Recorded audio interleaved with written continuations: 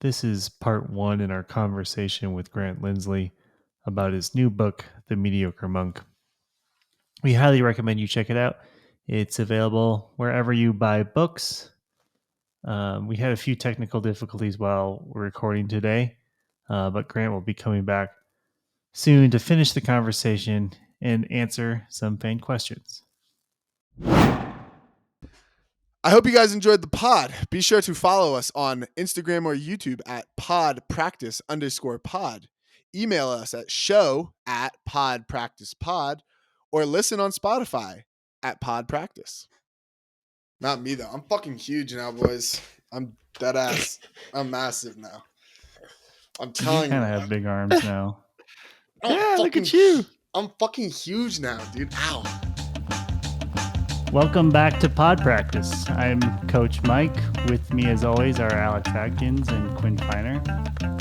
Today, we're joined by one of the most decorated Ultimate players of the last 2 decades, a champion at every level, father, husband, and now best-selling author, the Mediocre Monk himself, Grant Lindsley.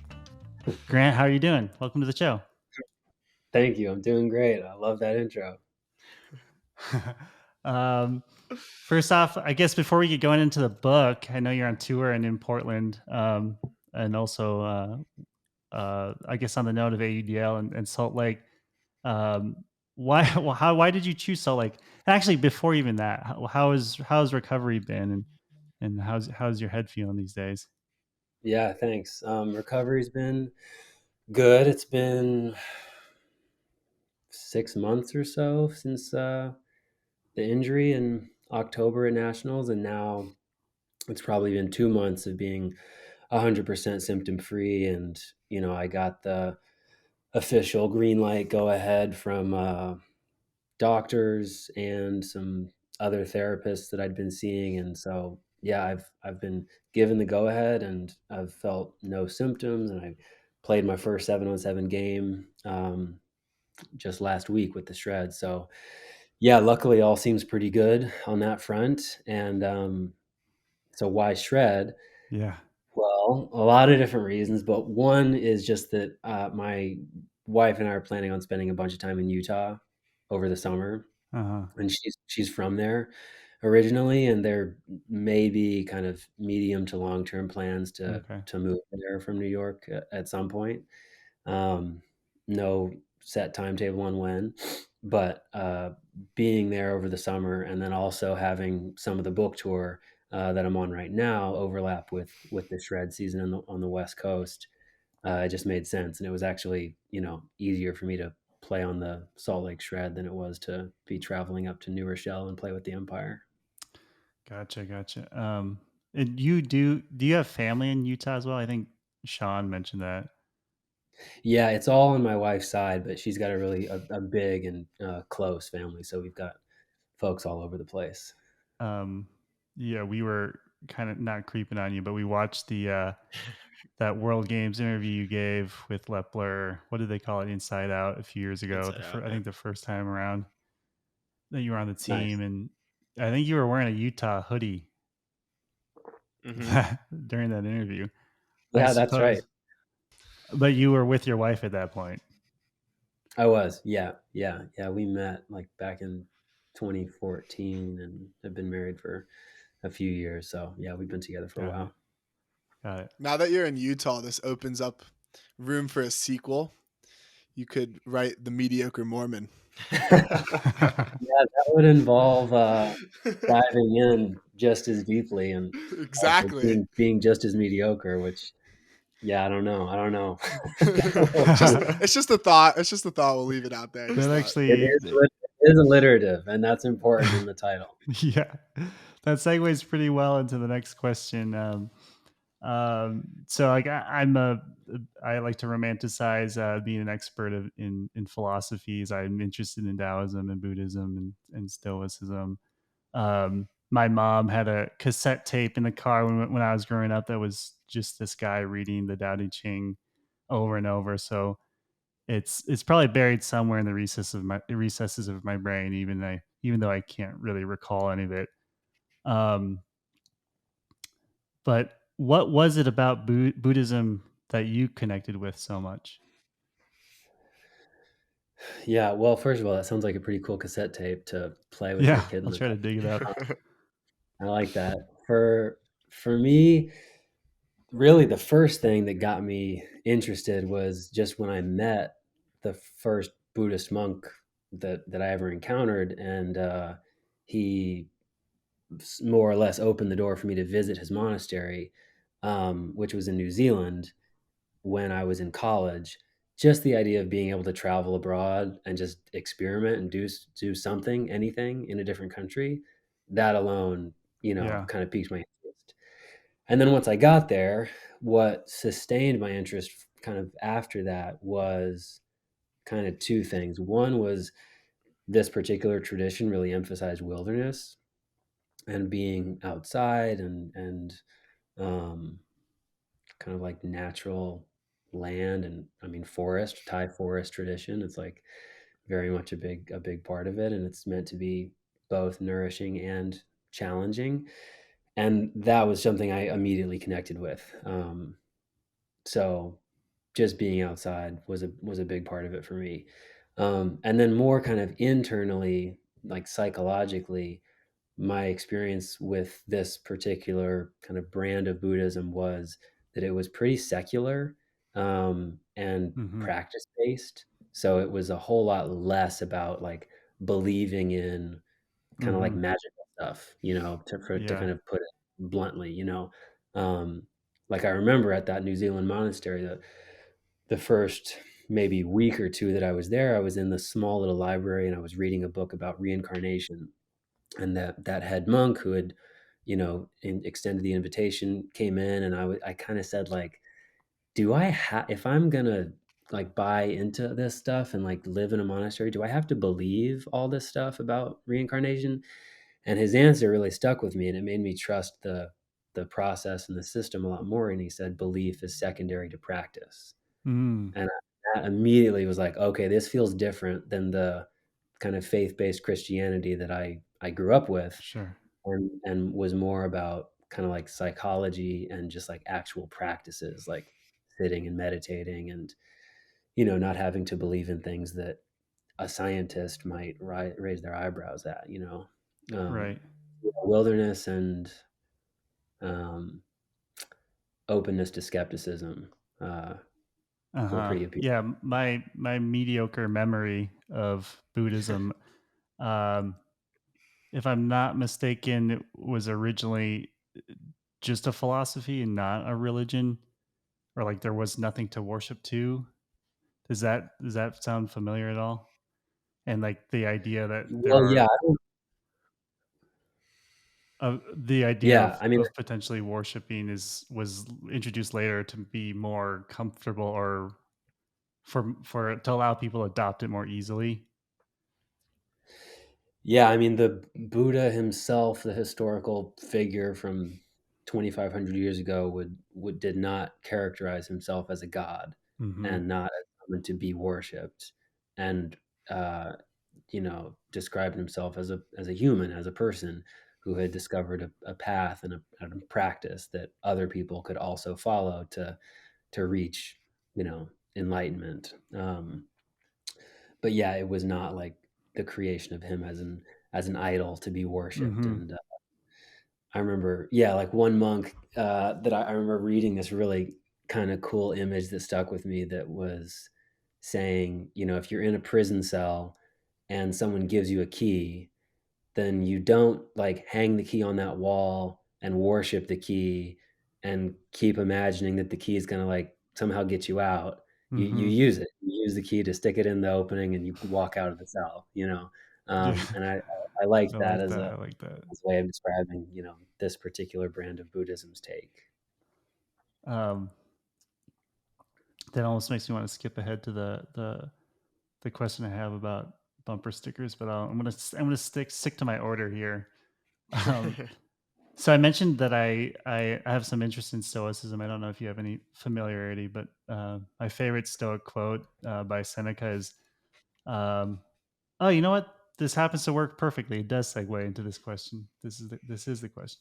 My favorite quote is the body should be treated rigorously, that it may not be disobedient to the mind.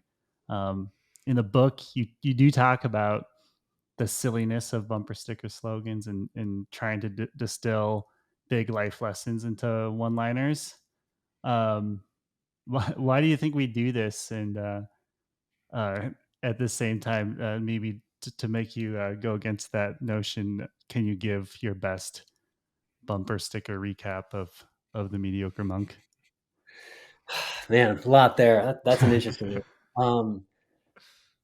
Well, first of all, yeah, I've read a few of like the daily Stoic newsletters, and that's about the extent of my familiarity with it. But that particular quote's interesting. I really agree with the first half of it, and I try to live by that, treating the body vigorously.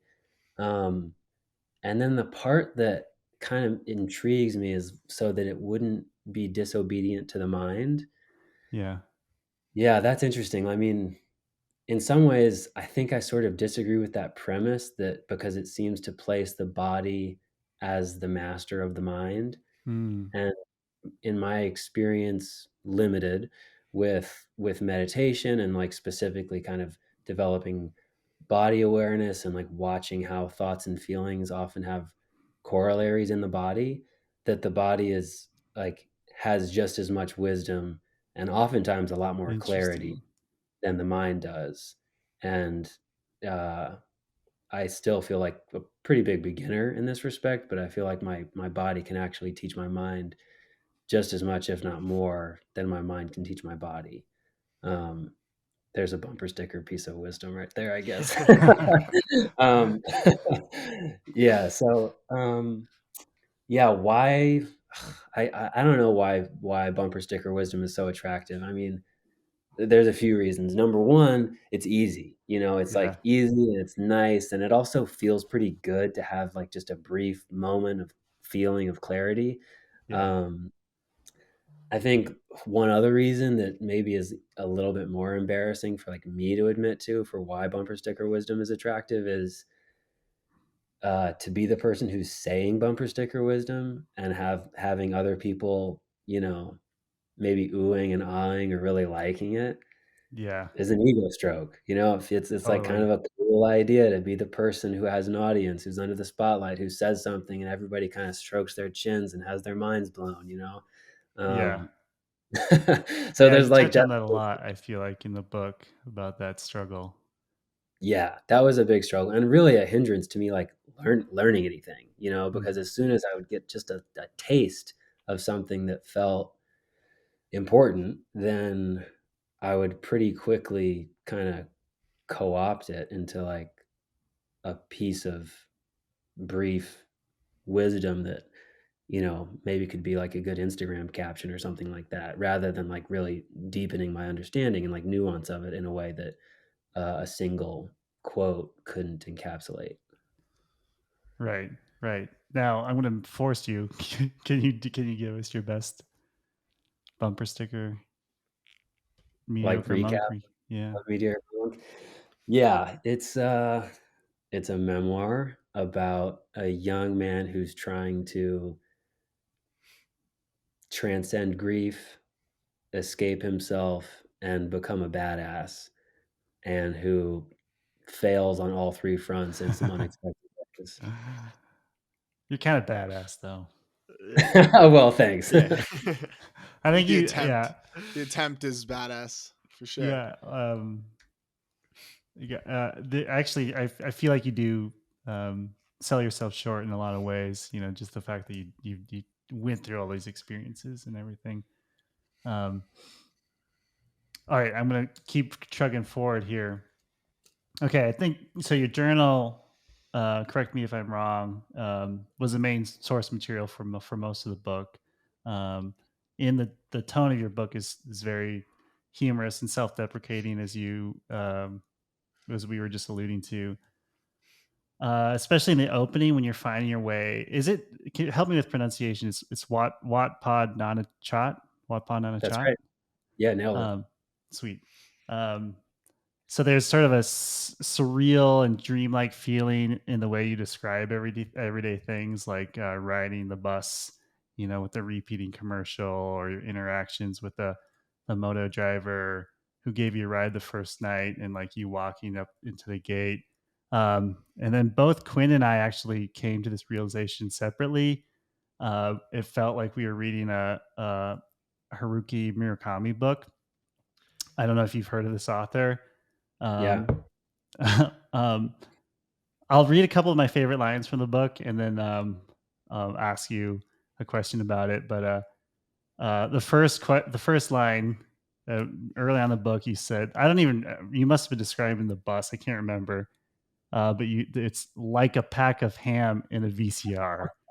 And I love I that one fucking stuck love. out because that's the, and I'll give you the story about it. And I know that's, sorry, I'm jumping in. I don't No, even know go what you're, ahead, please. but, um, that's the one line that I didn't write in the book. Yeah, and Evan did, right? Yeah, Evan Paget did. And you know what's crazy? I swear to God, I'm not kidding. I don't know Evan super well, but he lived out here for a long time. But Yeah. when I read that, I was like, this sounds like Evan. I legitimately felt that. I had in some of the, like, the depths of editing, I had a text thread with Evan and a few other people on Pony where I would just say, I need a metaphor, for, like, how I'm in this hot bus. I'm sweating like a what? Like, just something.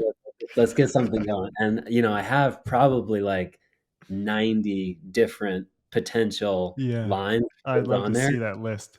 And then Evan came in like like a pack of ham and a VCR, and I thought, okay, this is it. I need to see if I can get this past like all the editors and publishers and actually have this in the book. That's And so funny.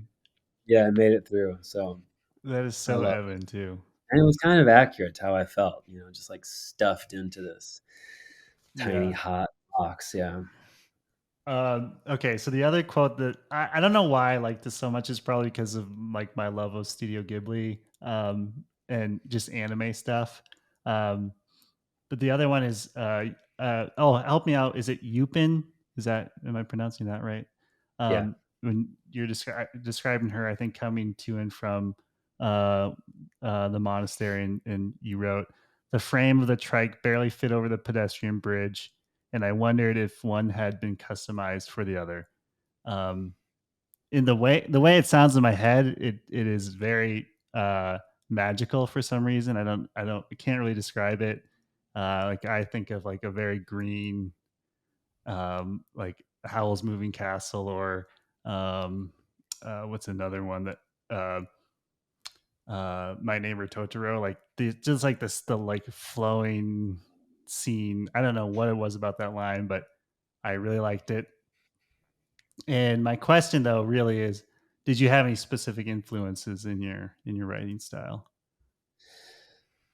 Good question. Yeah. I mean, a lot. um, when I was in grad school and really trying to study writing and think about what the style of writing I wanted to adopt was for this book, I think there were two things that were important to me. One was just that, because this is a book about me, especially, I really wanted it to try and as much as possible have it be in my voice. And so that, and like by voice, I mean like the voice that I use when I talk with my friends. And I'm like sort of playful, sort of fast, self-deprecating, and things like that, and not really like dwelling for long periods of time on flowery details or something like Mm-hmm. that. Um, and then the other was just thinking about like the reality of reading. Like most people don't want to read, like if I open a long email and there's like not a lot of paragraph breaks, like I'm upset. I'm already upset. Like, and I might not even just read it, and like a lot of people reading a book is like homework, so it became really important for me throughout my MFA to have writing that first and foremost was entertaining. Mm-hmm. And that can mean short sentences or short paragraphs or stuff that's kind of like cinematic, where there's lots of dialogue and lots of images, and like the pace feels kind of fast. Um, and that sometimes also means, like for me, going against some of my impulses with writing, which are sometimes to just like have a big old block of thought that kind of feels smart or insightful or creative, but then like when I go back and look at it, or like when somebody else looks at it, it's kind of boring. Like sure, there might be some insight in there, but if there's a really cool insight at the end of a really long, kind of hard to get through page, I It's might not hard to actually find get it. Yeah. Yeah. it. Yeah, and plenty of other people might not either. Yeah, Yeah. It gets sort of lost in the flowery details at times. yeah, Yeah. Um, Have you read any Murakami books? a little bit. A I've little I've bit. read some about the like, is it what I talk about when I talk about running, Yep. um, and some short stories. Yeah, that feels like high praise. That I'm It's cool. a I'm very yeah, I think he won a Nobel Prize, so I think it's a very high praise. But the first 50 pages of the book for me yeah. felt so similar to um his writing, and specifically A Wild Sheep Chase, one of his Yeah. books. I have that one in here. It's like I have it. Yeah, I have it right here.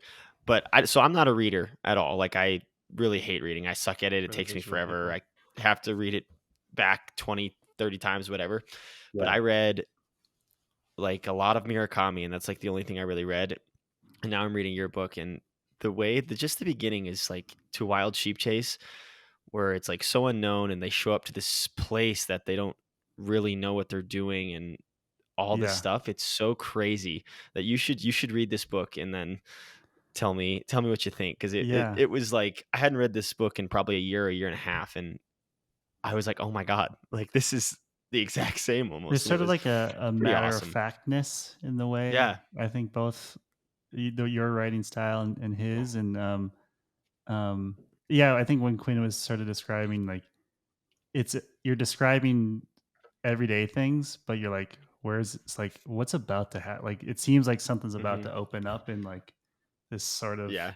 magical. I think magical realism is one of the descriptors of his genre style, and I kind of Hmm. felt that when you were describing your journey to the monastery. Cool. I love it. Yeah. Yeah. Well, thanks. I got a Wild Sheep's Chase pulled up. I'm gonna read it. Yeah, there we go. Sweet, sweet. Okay. Speaking of Yupin, really just have you been in any contact with any of the folks that you met over there, any of the monks, and I'm actually super curious if you know what happened with Josh, because you describe him in a pretty humorous way. Yeah, I haven't kept in touch with anybody. Nobody is really, you know, on like social media or none of the Yeah, monks are on like the internet. So the only person that I had one interaction with after I left was the monk who is named Pamuto, the like young Australian guy. from the LinkedIn Because chapter.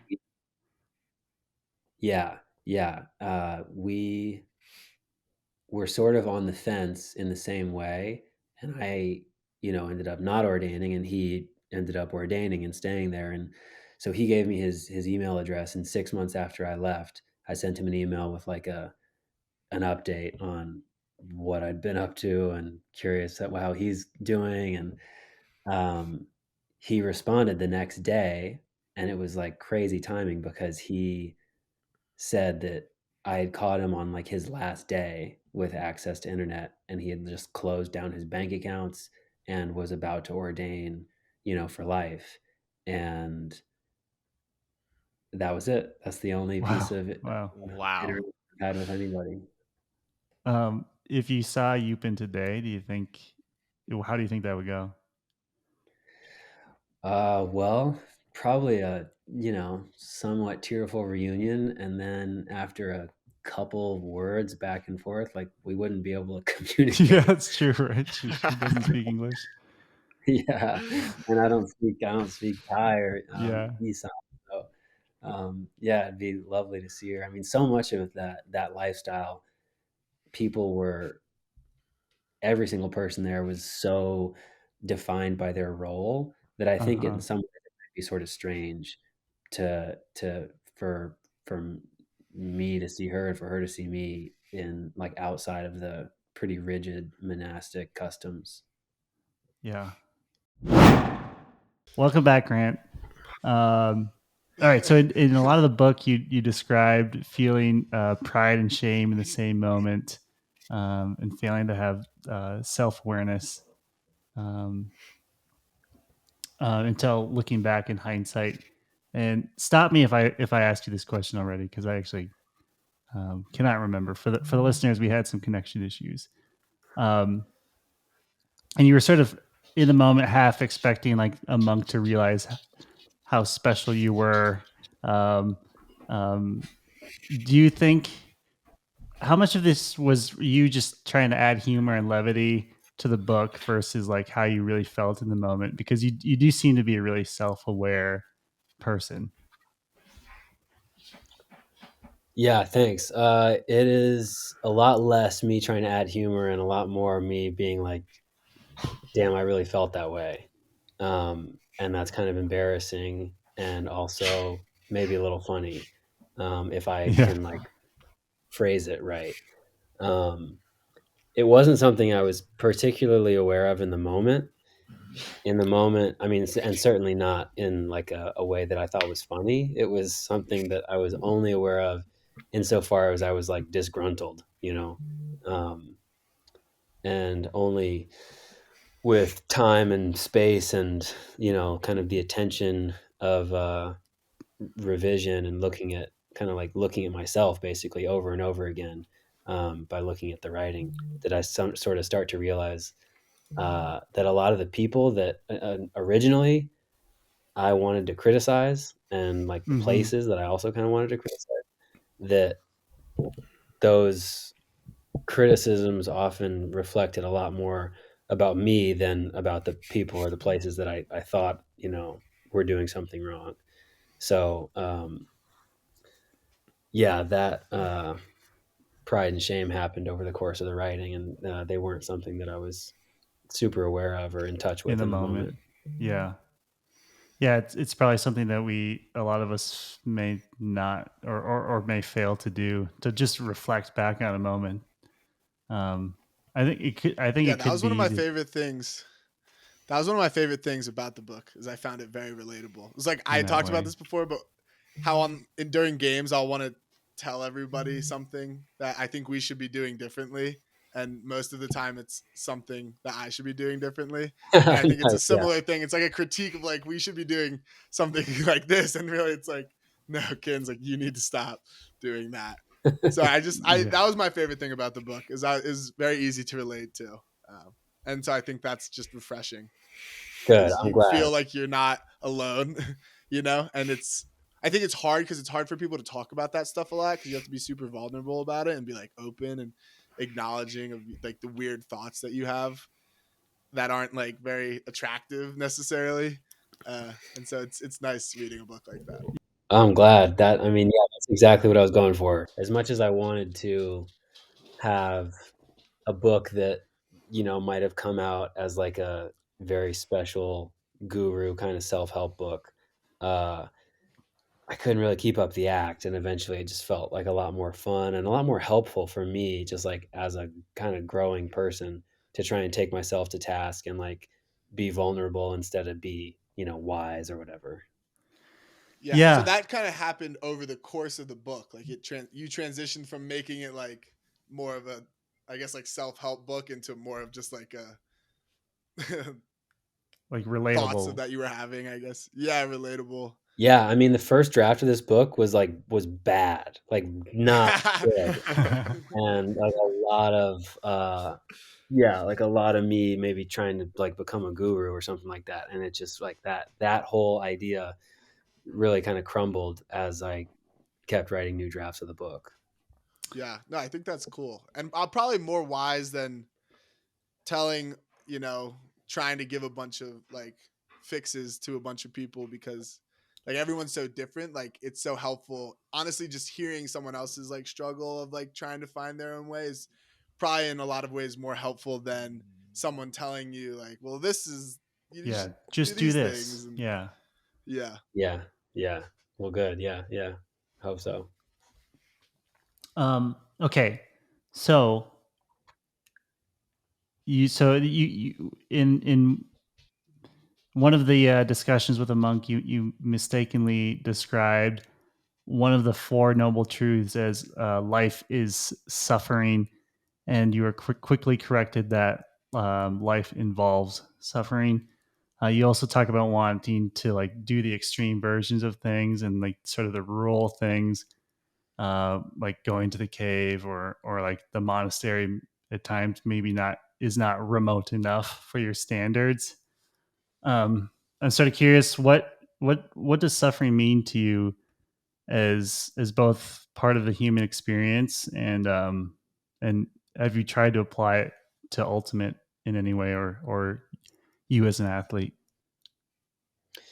Yeah, good question. I think one of the ways that I heard suffering described when I was in the monastery that I really liked was that it's not the same thing as pain or unpleasantness, and that there's really no getting away from pain or unpleasantness as a person, as a living thing. Um, but suffering is like a layer that we can add on top of pain and unpleasantness. Um, and like for example, it can be uh, wanting the pain to be different, or wanting the pain to be less, or wanting it to go away. There's like a really big difference between just experiencing like the pain of something and then also experiencing like mental anguish about that physical pain. Uh, Mm-hmm. or there can also be suffering like layered on top of pleasure, like wanting the pleasure to last longer than it does, or wanting it to be more than it is, or kind of immediately thinking that it's like not quite good enough or not exactly what we wanted. So yeah, that kind of was a misunderstanding that I brought into the monastery some, and um, I guess the Buddhist philosophy is that suffering, that layer, can be alleviated by following a lot of the practices that help kind of disentangle it from um, pain and pleasure that are just part of life. Mm-hmm. How to apply that to ultimate? I mean, probably there's some applications of it just in like everyday training on my own, like being able to endure like the monotony of certain Mm-hmm. workouts or the pain of other workouts, and not kind of concoct a whole big story about how I don't want to be doing this, or about how, you know, this like this is tiring me out, and I don't know, something like that. In terms of actually like gameplay and team dynamics, I don't know. I mean, it probably, to some extent, a lot of it could come back to just the idea of focusing on what you can control and what you can't. Mm-hmm. Um, and so I don't know, sometimes probably like being able to handle wins and losses a little bit better is probably one way. I don't really know actually. Yeah, I don't know. I want to think about that question more. I'd be curious what y'all think. I was thinking about the wins and losses. Like as you, I think handling those events is probably, uh, what came It's to just my mind. yeah. Especially because you can you can transform like one loss or one win into so many different things that are bigger than what it is. Like you can make this whole narrative about a loss, or you can and about a win, when really, like, I don't know. I guess you shouldn't be doing that. Was Yeah, one like a thing loss that I, could the reason for you losing could be out of your control too. Right. yeah, and many times, yeah, that's the weird thing about doing team sports, is because we talk about control what you can control, but then once you start getting into like farther away things, like there's the immediate things that you can control, which are obvious, like your emotions and I guess maybe like your throws and what you're doing, but like then after that the lines become a little bit blurred. Like how much control do you have over, I guess, like outcomes of games and stuff? Because clearly everyone has a certain amount of control over those outcomes, but figuring out like and quantifying how much control each person had over it, I don't know. But it'd be fun to. It's hard to figure that out, I guess. Yeah, I mean the wins and losses was the first thing that popped in my head, and I kind of like thought about it more, and it's even more even dumbed down into like turns or completions or turns or goals. For me, I always agonize about turns, about stuff I do wrong more than I celebrate the things that I do right. Because I'll think about like a turn I had at practice for like a month, and it's just like I just agonize about it. But the things I do right, just kind of like great in the moment, and then we kind of move on. It's interesting how we like have the different mindsets for each outcome. All right, I'm going to try to fit 2 more questions in here with the. Oh, sorry. Did you have a thought, Grant? No, I don't think so. I think yeah, maybe the suffering is also like room for more celebration. It really depends on the culture of each team. Yeah. Sometimes I found like my very first year on Revolver, that particular team had such high expectations that and was so used to winning that Yeah. it felt like the thing that the team needed was more celebration of things that went right. That's Um, interesting. but That's then super interesting. 2 years later, like 2018 Revolver team, that team felt like it was celebrating maybe too much sometimes. And the thing that I wanted to add to that culture was like a little more shit talk and a little bit more like raking us over the coals when we weren't performing to the level that I felt like we could.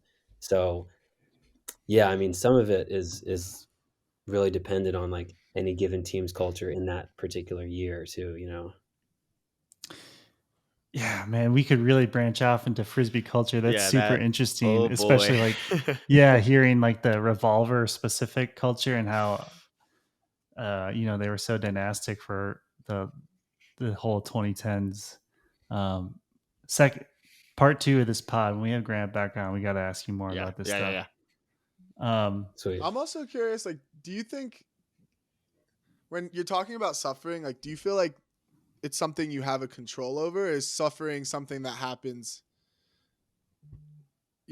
whether or not you want it? Or is there like a part of it that you feel like is brought onto you by your mindset? You know what I mean? Like, is it inevitable that you're going to suffer, or is part of it that you're creating suffering in your head?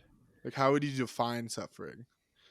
I think that the Buddhist answer to that question is that it is within your control. Um, because, that first noble truth that I misunderstood that Mikey was referring to in that conversation with the monk is that life involves suffering. The next 3 of the 4 noble truths are all about how to end suffering. And they kind of establish the whole like foundation of Buddhist practice. And the formula kind of goes that suffering is created by craving, and that if you end craving, then you end suffering. And then the 4th noble truth is like a specific path to ending craving that sort of is a little cheeky because it's like a whole new list of 8 things. Yeah. Involving like other like conduct. And then the question I think is like, well, what's craving? If craving is what causes suffering, then what is craving? And that one is also tough for me sometimes because Right. I've heard that and I've think, okay, well, so if I end craving, does that just mean I'm like a bump on a log and I also like stop being motivated and like I just throw ambition into the trash? And like, Right. no, that's also not that's also like a misconception that I had, that there is like useful kind of healthy types of desire and and the types of desire that get categorized as craving are what cause suffering and are in our control. Right. Um, I love In theory, thinking about it's a this lot stuff. easier. Yeah. No, it's good. Yeah. Yeah. Because I guess it's kind of like a balance because like there's like the craving of like eating food. Obviously, you have to eat food, but then there's the point to where it's like gluttonous and you're eating too much food, and so like are maybe like I wonder if like a lot of those cravings are Well, somewhere it makes in me a think balance of the monks themselves too. Like, in some ways, are the monks removing all? If they're removing all sources of craving, is it somehow like you're not able to overcome things anymore? I mean, it sounds like it's a very strict lifestyle. You're alluding to that too, and like the idea is that you live a life where you have to overcome these things, but if you're removing all of those items, all those things that make you suffer, then also, you know what I'm trying to say? It seems sort of like almost like conflicting in a way. Like, if you don't have any challenges in front of you, then what are you overcoming? Yeah, that's true, and that itself can end up sort of feeling like a challenge actually sometimes.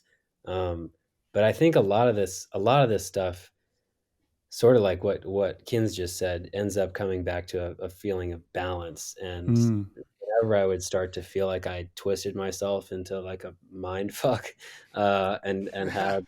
had a monk kind of set me straight, usually the answers they would give me were a whole lot less like earth shattering and profound than they were like common sense, stay balanced, and like pay mm, attention to your own experience, you know, which Yeah. yeah, was kind of disappointing sometimes because like I wanted my mind to be blown. But I was but like, dang, like it's actually pretty simple.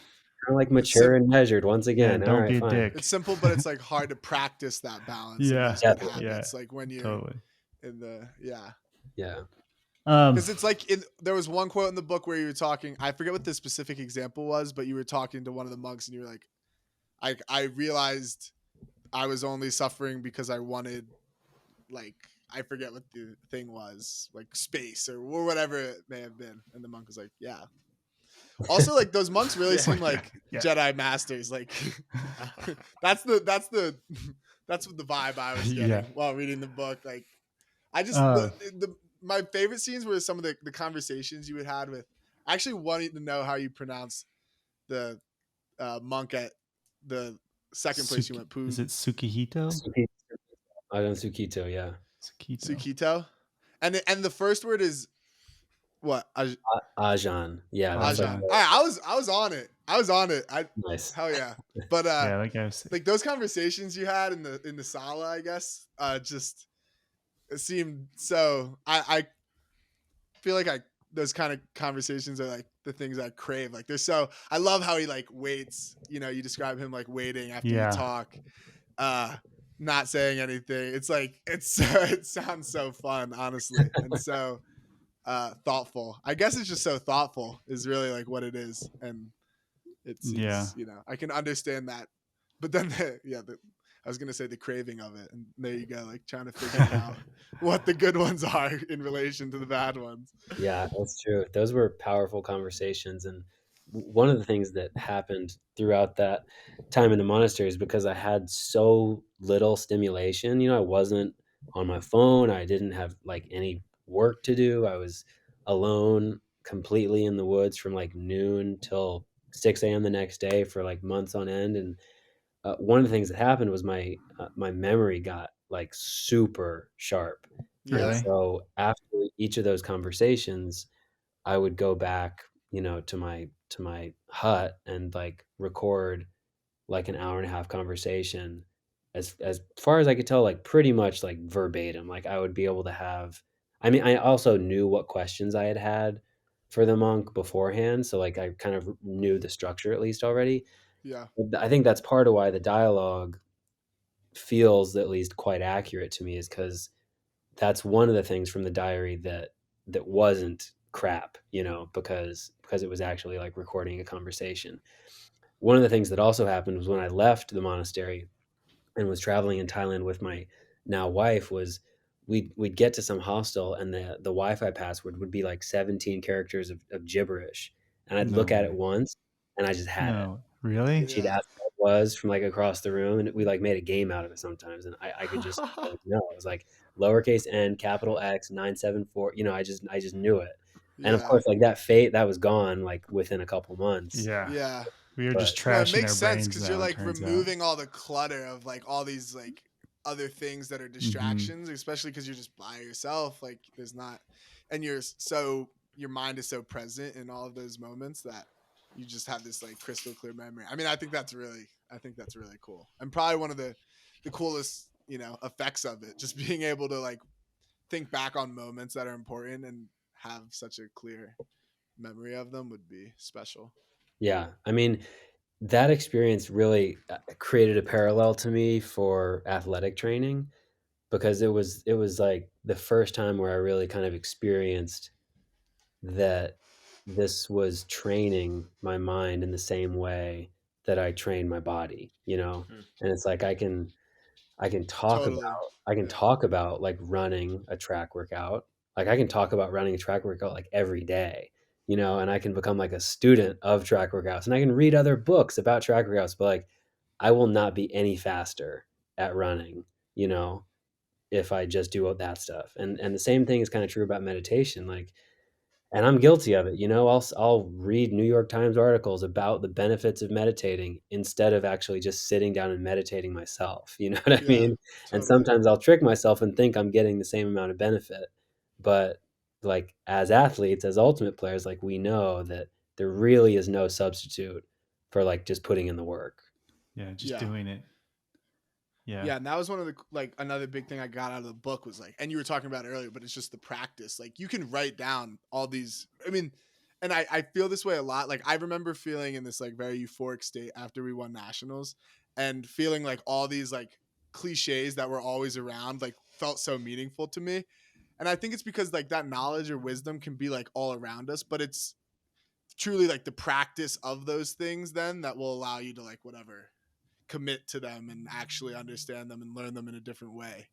Like, and so it's a similar to your body. Like maybe your body, like, yeah, it's just a similar thing. Like you have to train. Like it's easier for your mind, I guess, because you can talk about doing something like, super wise. Whereas like you can't jump 40 inches even if you wanted to. So like, I guess it's easier to tell yourself like with your body, quantify. it's like, I can't tell myself that I can jump 40 inches. I have to work to be able to jump that high. But with your mind, you can just like recite it once in your head, feel like you have all this wisdom because you like have like this connection with it. But like the practice is what'll really Actually, align you with make it come to fruition. Yeah. Well, Grant, I do want to be respectful of your time. And I will hold you to a part 2 here because we did not touch everything we wanted to. And it was super fun, even just chatting for a little bit. Yeah, I'm psyched. I'm glad we get a part 2 because I have like questions for y'all too. Heck yeah. It'd be fun to chat more. So all right, yeah, maybe I don't know, next week or the week after or before our game against Colorado, whatever. If you got time next week, I'll hit you up in the DMs here. Right on, slide on in. All right, good. Peace out, everybody. Bye, y'all.